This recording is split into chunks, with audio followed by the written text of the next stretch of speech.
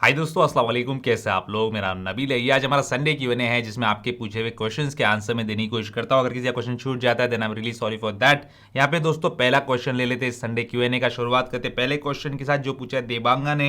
ये बोले कि काफी दिनों से आईफोन SE 2020 जो है मैं यूज कर रहा हूँ। 85% उसकी बैटरी हेल्थ हो चुकी है। दिन में 2 से 3 बार चार्ज करना पड़ता है। लेके पछता रहा हूँ, पैसे बचाने के चक्कर में नए फोन लिया था, अब बेचकर मैं कुछ और फोन ले लूँ तो यहाँ पे कोई अच्छी डील भी नहीं है, तो अच्छा पैसा भी नहीं मिलेगा। एक एंड्रॉइड फोन है जो कि मैं 1.5 साल तक आराम से यूज़ कर सकता हूँ, लेकिन फिर व्हाट्सएप ट्रांसफर का मैं क्या करूँ? तो मैं आपको सोल्यूशन बताता हूँ, बहुत ही सिंपल है।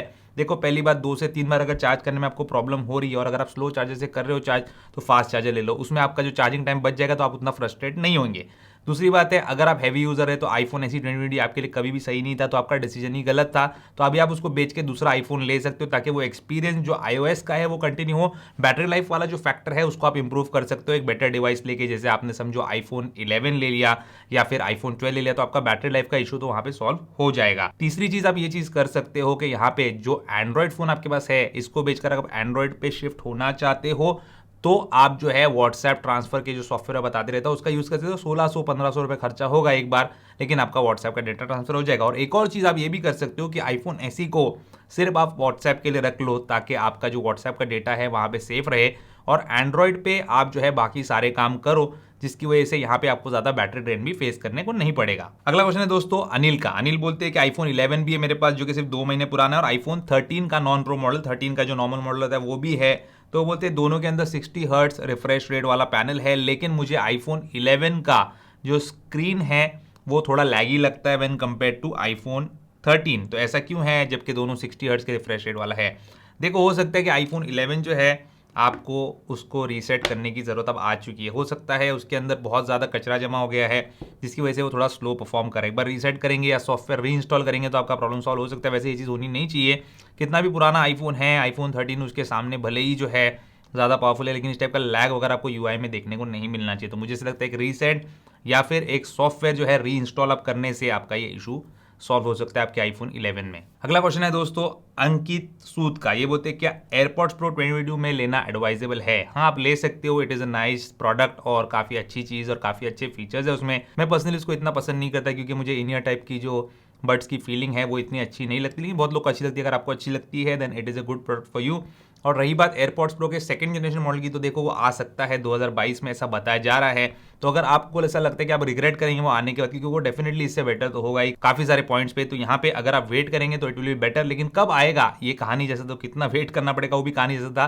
तो आपको लेना है तो ये प्रोडक्ट तो काफी अच्छा है, उसमें आपको कोई प्रॉब्लम नहीं आनी चाहिए। अगला क्वेश्चन है गौरव गिरी का। ये क्वेश्चन इन्होंने ठीक से शायद नहीं लिखा है, लेकिन फिर भी मैं उसको समझने की कोशिश करता हूँ। ये बोलते हैं लव फ्रॉम लंडन। इससे थोड़ा आगे का क्वेश्चन हम समझने की कोशिश करेंगे।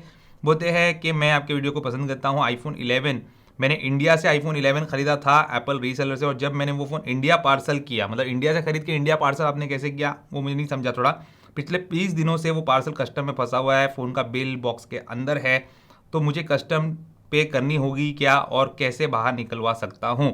देखो, मुझे ऐसा लगता है कि आपने लंदन से उसको इंडिया भेजा है या इंडिया से लंदन भेजा है। जहाँ कहीं भी आपने भेजा है एक कंट्री से दूसरे कंट्री की जब बात आती है तो वहाँ पे कस्टम ड्यूटी अप्लाई हो जाती है, भले सेकंड हैंड आईफोन भी आप क्यों ना शिप कर रहे हो।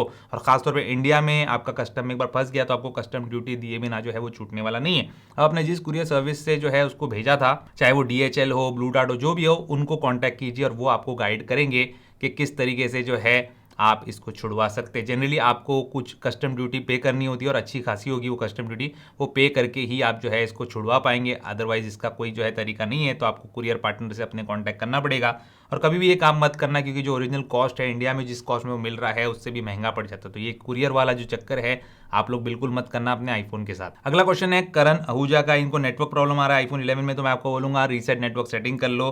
दूसरी ये क्वेश्चन पूछ रहे हैं कि जिस कंट्री का आईफोन है वो कंट्री से बाहर जाता है लॉक हो जाता है क्या ओपन कर? भाई ये सब सैमसंग वैमसंग का चक्कर है, आईफोन में ऐसे कुछ नहीं है। आईफोन के लिए आपने पूरा पैसा दिया है, आप वर्ल्ड में कहीं भी लेके जाओ उसको यूज करो, कोई प्रॉब्लम नहीं है। और जब आप दुबई गए थे कोई भी आउट ऑफ इंडिया जाता है तो सिम कार्ड का क्या सीन रहता है? भाई सिम कार्ड पे इंटरनेशनल रोमिंग चालू करवा लो। जियो का सिम कार्ड है तो 7 दिन का 3-3.5 हज़ार का कुछ पैक होता है, उसको चालू करो, फिर अनलिमिटेड आपके इनकमिंग कॉल हो जाती है इंडिया से, और दिन का 100 मिनट्स आपको मिल जाता है जिससे आप इंडिया भी कॉल कर सकते हो, दुबई भी कॉल कर सकते हो, SMS वगैरह भी हो जाता है और इंटरनेट का डेटा भी आपको मिल जाता है। तो वो सबसे बेस्ट रहता है। अदरवाइज जहां कहीं आप जाते हो उस कंट्री का कार्ड भी आप ले सकते हो, टूरिस्ट को बड़े ही आसानी से पासपोर्ट दिखा के कार्ड मिल जाता है। अगला क्वेश्चन है दोस्तों कासिम खान का। ये बोलते हैं मैंने अपने घर पे 50 Mbps का वाईफाई लगा आया है सैमसंग के S21 वगैरह में जो अच्छे से चल जाता है इस पर इंटरनेट, लेकिन आईफोन 11 में जो है प्रॉब्लम दे रहा है। तो यहाँ पे क्वालिटी हाई क्वालिटी में वीडियो नहीं चल पा रही और काफ़ी ज़्यादा प्रॉब्लम हो रहा है। तो मैं क्या करूँ मेरे भाई, अपना राउटर जो है आप चेंज करो। मैंने जो है काफ़ी सारे इंटरनेट सर्विस प्रोवाइडर के जो काम करने वाले बंदे हैं वो लोग भी आते हैं, वो लोग सीधा एक एडवाइस दे, भाई आईफोन अगर आपके पास है या एप्पल का कोई भी प्रोडक्ट है तो अच्छे क्वालिटी के राउटर के साथ आप जाइए, हायर स्पीड का जो केपेबल है उसके साथ जाइए, तभी आपका आईफोन जो है सही तरीके से काम करेगा। एंड्रॉइड पे चल जाता है लेकिन आईफोन पे जो है आपको बेहतर से बेहतर राउटर का इस्तेमाल करना चाहिए। ऐसा भी नहीं कि बहुत ज़्यादा एक्सपेंसिव, लेकिन अगर आप यूज़ करें 500 रुपये वाला, 800 रुपये वाला, तो एक 2-2.5 हज़ार रुपये वाला जो राउटर है आप ले लीजिए, काफी अच्छे तरीके से वो आपके आईफोन के साथ जो है काम करेगा। अगला क्वेश्चन है दोस्तों साकिब अहमद का, ये बोलते हैं आईफोन जो है वो कैरियर लॉक्ड है अनलॉक्ड है कैसे पता चले। देखो जनरली आजकल जितने भी आईफोन आते हैं वो कैरियर अनलॉक्ड ही आते हैं, फैक्ट्री अनलॉक आते हैं, लेकिन अगर कैरियर लॉक्ड है तो वहाँ पे आपको उसके सेटिंग्स के अंदर अबाउट के अंदर देखने मिल जाएगा, जहाँ पे वो बताएगा आपको कि ये कैरियर लॉक्ड है। और दूसरी चीज़ ये पूछ रहा है कि GSM और CDMA आईफोन में क्या डिफरेंस होता है। CDMA वाले आईफोन जो है वो GSM और CDMA दोनों नेटवर्क्स पे काम करने के लिए बने हैं। US वगैरह में CDMA का नेटवर्क भी होता है तो वहाँ पे जो है वो वाले आईफोन चल जाते हैं, लेकिन GSM के लिए बने हुए आईफोन जो है वो CDMA नेटवर्क के साथ काम नहीं करते। दोनों अलग अलग टेक्नोलॉजी जिनके बारे में आप गूगल कर सकते हो। अगला क्वेश्चन है तुइन का, ये बोलते हैं कि चाइनीज कंपनी जो एप्पल का डिजाइन कॉपी करती है लेकिन एप्पल कोई लीगल एक्शन क्यों नहीं लेता, प्लीज आंसर माय क्वेश्चन। इसके 2 रीजंस है। सबसे पहली चीज कि कोई इंसान जो है वो कपड़े पहनता है, वो इज्जतदार है, तो आप उसको अगर बेइज्जती करो तो वो बेइज्जत फील करता है। अगर वो कपड़े वो पहना हुआ है और उसको बोलोगे नंगे, तो वो क्या सोचेगा कि भाई क्यों मैं कपड़े पहना हो तो मुझे नंगा बोल रहा है। लेकिन अगर कोई नंगा ही है उसको आप नंगा बोलेंगे तो उसको कोई फर्क नहीं पड़ेगा। तो वैसा ही हाल जो है ये चाइनीज कंपनी जो कॉपी करती है उनका है। सारे चाइनीज कंपनी पूरी नहीं होती, बहुत अच्छी टेक्नोलॉजी, बहुत अच्छे इनोवेशन चाइना में भी होते हैं और बहुत हाई क्वालिटी के प्रोडक्ट्स भी बनते हैं। इनफैक्ट एप्पल भी अपने आईफोन जो है चाइना में, इंडिया में बनाता है। लेकिन कुछ ऐसे होते हैं कंपनीज, इंडिया में हो, चाइना में, बहुत सारी कंट्रीज में हो, जो दूसरे कंपनी का प्रोडक्ट कॉपी करते हैं, तो उनको जो है पहली बात तो होते बेशरम, तो उनको जो है क्या शर्मिंदा किया जाए और क्या उन पर केस किया जाए। चाइना में आप किसी पे केस करते हो तो जितना बड़ा ही मुश्किल है अगर आप फॉरेन कंट्री से बिलोंग करते हो तो वहाँ पे ये थोड़ा मुश्किल हो जाता है। दूसरा रीज़न ये है कि एप्पल को पता है कि जो इंसान आईफोन लेने का केपेबल है वो कभी भी नॉक ऑफ नहीं लेगा, कभी भी कॉपी नहीं लेगा। उसको पता है कि अगर एयरपॉड्स ओरिजिनल वाले कोई इंसान ले सकता है 18,000 के, 20,000 के, 25,000 के, वो कभी भी जाके 1,000-2,000 रुपए के एयरपॉड्स नहीं लेगा। अगर वो जानता है कि 1.5 लाख का आईफोन कोई ले सकता है तो जाके वो 10,000 रुपए में आईफोन का क्लोन नहीं लेगा। वो क्लोन लेने वाली वही पब्लिक होती है जो कि उतने ही बजट के साथ चलती है, तो वो एप्पल का कस्टमर बेस है ही नहीं, तो इसलिए एप्पल जो है बॉदर नहीं करता है। अगला क्वेश्चन है पारस अग्रवाल का, ये जो भी सेल चल रही है इससे रिलेटेड क्वेश्चन है। तो बोलते कौन सा iPhone true value for money है in upcoming Republic Day sale, iPhone 12, iPhone 13 सबसे ज्यादा वैल्यू फॉर मनी आईफोन। इसके बारे में कंप्लीट वीडियो बना चुका हूं, क्यों है वो आईफोन सबसे ज्यादा वैल्यू फॉर मनी, उस वीडियो में आपको देखने मिल जाएगा। आपको वीडियो आई बटन में मिल जाएगा, डिस्क्रिप्शन में लिंक दे दूंगा, वो जाके देख लो। वैसे बता देता हूँ वीडियो नहीं भी देखना है तो आईफोन 12 जो है it is the most value for money iPhone आज के तारीख में, जो आपको सबसे बेस्ट वैल्यू प्रोवाइड करता है आपके पैसे के लिए। अगला क्वेश्चन है मोहम्मद समीउद्दीन का, ये बोलते हैं आप अपने कौन से एयरपोर्ट्स यूज करते हो, एयरपोर्ट्स 2 यूज करते हो, 3 यूज करते हो, प्रो यूज करते हो, हमको बताइए ताकि हम भी एनालाइज करें कि कौन सा आपके लिए ज्यादा कंफर्टेबल है डे टू डे यूज के लिए। मुझे आज के टाइम में सबसे फेवरेट जो एयरपोर्ट्स लग रहे हैं वो एयरपोर्ट्स 3 है। अगर एयरपोर्ट्स 3 आप में से छीन लो, एयरपोर्ट्स 2 भी दे दो, then I am more than happy, मुझे कोई फर्क नहीं पड़ता। एयरपोर्ट्स प्रो जो है मुझे सबसे बेकार लगते हैं इस लाइनअप के अंदर, लेकिन वो मेरी ये पर्सनल चॉइस है। ऐसे बहुत लोग हैं जो उसका फायदा उठाते हैं या मे बी उसके जो फीचर्स है उसका उनको बेनिफिट लगता है, लेकिन मुझे नहीं। मुझे एयरपोर्ट्स प्रो सबसे लीस्ट फेवरेट है, फिर उसके बाद एयरपोर्ट्स 2, फिर एयरपोर्ट्स 3। एयरपोर्ट्स 3 इसलिए क्योंकि अभी लेटेस्ट आया है, बैटरी लाइफ भी ज़्यादा है और अच्छे लगते हैं यूज़ करने के लिए, तो इसलिए एयरपोर्ट्स 3, अदरवाइज एयरपोर्ट्स 2, एयरपोर्ट्स 3 मुझे एक ही बात लगती है। अगला क्वेश्चन है नमीर मोमिन का, बोलते हैं एंड्रॉइड से आईफोन पे शिफ्ट अगर आप होंगे तो क्या प्रॉब्लम आ सकती है। एक प्रॉब्लम ये आ सकती है कि आपको कॉल रिकॉर्डिंग नहीं मिलेगी, जो आजकल एंड्रॉइड फोन में थोड़ा इशू हो गया है कि this call is being recorded वगैरह बोलता है, लेकिन फिर भी ये चीज़ एक है कि आपको आईफोन में कॉल रिकॉर्डिंग नहीं मिलेगी। और दूसरी चीज़ जो एंड्रॉइड वालों को एक जो है प्रॉब्लम रहती है, जनरली 99% मैं बता रहा हूँ, 1% होंगे अच्छे ईमानदार सच्चे, लेकिन 99% एंड्रॉइड यूजर्स जो है उनको आदत ये होती है कि कोई भी एप्लीकेशन हो, अगर वो पेड एप्लीकेशन है तो भाई हमको फ्री में डाउनलोड करनी है उसकी एपी की फाइल। मतलब सामने वाले ने उस पर मेहनत किया है, रिसर्च किया है, ऐप डेवलपर ने मेहनत किया है, पैसा लगाया, उसकी कोई फर्क नहीं पड़ता, हमको वो ऐप चोरी करना है। वो चोरी करके यूज करने वाला एप्लीकेशन जो है आईफोन में काम नहीं करेगा। इसके अलावा कोई भी आपको दिक्कत नहीं आएगी एंड्रॉइड से आईफोन पे शिफ्ट करने में। अगला क्वेश्चन है दोस्तों अनिकेत चोपड़ेकर का, ये बोलते हैं कि आईफोन 12 पे सिनेमैटिक वीडियो मोड कैसे यूज करें। देखो फोकस करके एक एप्लीकेशन है, उसका आप इस्तेमाल कर सकते हो, उससे आप जो है बैकग्राउंड को ब्लर वगैरह कर सकते हो। इस टाइप के एप्लीकेशन होते हैं जिससे आप कर सकते हो, लेकिन उतना मैं बोलूंगा अच्छे से काम नहीं करेंगे जितना सिनेमैटिक मोड है आईफोन 13 का, उतना अच्छे से, लेकिन आप ट्राई कर सकते हो जरूर उसको, और ट्राई करके मुझे बताना जरूर कि आपको कैसा लगा। अगला क्वेश्चन है वासु कटारिया का, बोलते अपनी वॉच पे आप केस यूज करते हो क्या? मैं नहीं करता तो कोई डैमेज तो नहीं होगा? देखो मेरी एप्पल वॉच जो सीरीज 7 वाली है वो स्टेनलेस स्टील वाली है, उस पर जो ग्लास है वो ज्यादा टफ होता है रेगुलर जो एल्यूमिनियम वाली वॉचेज होती है उसके मुकाबले, तो वहाँ पे स्क्रैचेस आने का और टूटने का डर थोड़ा कम है। एक तो ये रीजन है मैं यूज नहीं कर रहा हूँ, दूसरा रीजन ये भी है कि एप्पल वॉच सीरीज 7 के लिए अभी तक राइनो शील्ड वगैरह ने केस नहीं बनाया है फिलहाल, तो अवेलेबल नहीं है, इस वजह से भी मैं यूज नहीं कर रहा हूँ। लेकिन मैं आपको सजेस्ट करूंगा कि अगर आपके पास सीरीज 6 है, सीरीज 7 है, एल्यूमिनियम वाली है, तो आप उस पर जरूर जो है कोई केस वगैरह इस्तेमाल करें, क्योंकि टूट जाती है अगर तो उसको बनाना मुश्किल हो जाता है, खास करके जब आप कोई एक्टिविटीज करते हो, कोई जो है वर्कआउट वगैरह करते हो, उस टाइम पे केस लगाइए एटलीस्ट, ताकि वो आपकी वॉच सेफ रहे। अगला क्वेश्चन दोस्तों फैजुल का, इन्होंने सऊदी अरेबिया से एक आईफोन खरीदा था और बोलते कि इसका जो बिल है उन्होंने जो बना के दिया उस पर सीरियल नंबर डाल के नहीं दिया, तो क्या करो, इंडिया में बिल काम करेगा नहीं करेगा? देखो जनरली तो करना चाहिए, इतना कोई इशू नहीं होता है, बिल के बिना वाले आईफोन भी सर्विस हो जाते हैं, लेकिन अगर आप उनसे कांटेक्ट करके सीरियल नंबर डलवा के ले सकते हैं, उसके ऊपर IMEI नंबर वगैरह डलवा के ले सकते हैं। IMEI जनरली होता है, आपने यहाँ पे सीरियल मेंशन किया तो IMEI नंबर जो है डलवा के ले लो, ताकि बिल किस डिवाइस का है वो आपको पता चले। अगला क्वेश्चन है दोस्तों रोहन कोठारी का, काफी अच्छा क्वेश्चन है, बोलते हैं एप्पल के ऑफिशियल केसेस जो है ये लेना वर्थ है क्या? इतना पैसा डालना वर्थ है? क्योंकि 5 से 6 हज़ार रुपए के केसेस आते हैं, ये जो केस है ये 5 हज़ार रुपए का है क्लियर केस, ये सिलिकॉन केस भी 5 हज़ार वाला है, और लेदर केस जो होता है यहाँ पे रखा हुआ है मेरे 13 प्रो मैक्स का, 13 प्रो मैक्स तो अभी रहा नहीं, तो इसका केस जो है ये लेदर का, ये 6 हज़ार रुपए का है। तो ये बोलते हैं 100 रुपए कम पकड़ लो उसमें, तो ये बोलते हैं कि लेना वर्थ है कि नहीं, क्योंकि उनके प्राइस को अगर हम छोड़ दें तो ऐसे बहुत सारे सस्ते केसेस है जो बेटर ड्रॉप प्रोटेक्शन प्रोवाइड करते हैं। देखो ड्रॉप प्रोटेक्शन के लिए अगर आप सोच रहे हो तो नहीं, ये इतने कोई खास केसेस नहीं है जो आपको बेस्ट ड्रॉप प्रोटेक्शन दे, बहुत ही पतले से केसेस है, लेकिन इनकी क्वालिटी अपने आप में बहुत अच्छी है और फोन जो है काफी प्यारा लगता है। और ये जो क्लियर केस होता है एप्पल का, ये पीला नहीं पड़ता, देखो कितने महीनों से मैं इसको यूज कर रहा हूँ, बिल्कुल इसमें पीलापन नहीं आपको देखने मिलेगा। तो 5 हज़ार रुपए डालना ये आपकी मर्जी है भाई, अगर आपके पास पैसा तो आप डाल सकते हो, लेकिन ऐसा क्लियर केस आपको मिलेगा जो बिल्कुल भी जो है पीला नहीं पड़ेगा। बाकी रही बात सिलिकॉन केस की, ये भी मुझे बहुत अच्छा लगा, बहुत प्यारा लगा, तो यहाँ पे ये देख सकते हैं, इसका लुक भी जो है फैंटास्टिक है। रही बात लेदर केस की, तो मैं बोलूंगा आपको प्लीज अवॉइड एप्पल का लेदर केस, क्योंकि ये मेरा जो लेदर केस है 13 प्रो मैक्स का, इसको मैंने यूज़ किया और मेरी आदत है फोन जो है रोज केस में से निकालता हूँ वापस केस में डालता हूँ, तो यहाँ से ये बटन के ऊपर से जो है पावर बटन जो होता है स्लीप वेक की, वहाँ से ये टूट गया है, तो ये चीज़ होती है, और ये चीज़ आप नहीं चाहेंगे कि आपके 6000 के केस में आपको देखने मिले, तो बेटर है कि लेदर केस छोड़ो, अगर लेना है तो क्लियर या फिर सिलिकॉन केस। अगला क्वेश्चन जिनका है भाई, आपका नाम मैं पढ़ नहीं पा रहा हूँ क्योंकि I am not familiar with this language, लेकिन हमारे साउथ की लैंग्वेज है, साउथ ऑफ इंडिया की। ये बोल रहे what are your thoughts on Samsung S21 FE, do you think it is worth, क्या वो अपने प्राइस के लिए वर्थ है या नहीं?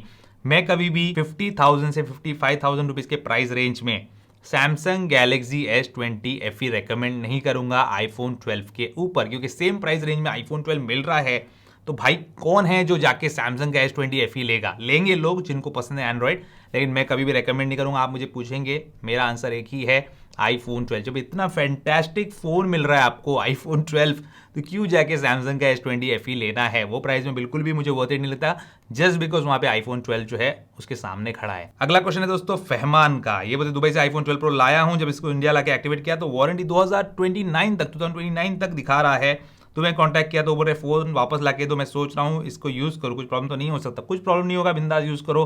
प्रॉब्लम क्या होगा, अगर वारंटी कम दिखा दी तो प्रॉब्लम होता है, लेकिन वारंटी आपको ज्यादा दिखा रही है, कोई प्रॉब्लम नहीं है, वो आपसे वापस मांगेगा और किसी और को बेचेगा, बोलेगा देखो भाई इसको 10 साल की वारंटी है या 8 साल की वारंटी है, इसलिए वो फोन वापस मांग रहा है, अदरवाइज कोई रीजन नहीं। इनफैक्ट उसको कॉल भी मत करो और उसको अपना सीरियल नंबर IMEI नंबर मत बताओ। अगला क्वेश्चन है लोकेश का, ये बोलते हैं कि छोटी बेटी है, वो iPad वगैरह उनके लिए लेना चाहते हैं और बहुत ज्यादा इस्तेमाल करती है, तो कौन सा लूं जिससे आंखों पे जो है ज्यादा स्ट्रेन ना पड़े, iPad 9 जनरेशन या iPad Air 4? देखो बच्चों के लिए भाई iPad 9 जनरेशन भी मोर देन इनफ है, और इस बार के iPad 9 जनरेशन के अंदर जो है ट्रू टोन डिस्प्ले भी आपको मिलता है, तो आंखों पे जितना खराब इफेक्ट iPad 9 जनरेशन डालेगा उतना ही iPad Air 4 भी डालेगा, क्योंकि दोनों की डिस्प्ले में ट्रू टोन है, आपकी आंखों को प्रोटेक्ट करने के लिए ही है, तो इसलिए दोनों में से कोई भी एक ले सकते हो। iPad 9 जनरेशन बच्चों के लिए मेरी चॉइस रहेगी, वो उनके लिए सबसे बेस्ट रहेगा, क्योंकि इतना कोई USB हब वगैरह टाइप सी बोर्ड का वो इस्तेमाल नहीं करने वाले।